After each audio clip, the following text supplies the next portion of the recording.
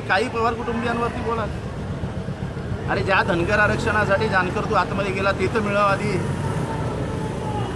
आणि कुठली भाषा झाली, धन्या सीएमचा चमचा आहे म्हणजे तुम्ही सीएमलाही अंडर एस्टिमेट करता।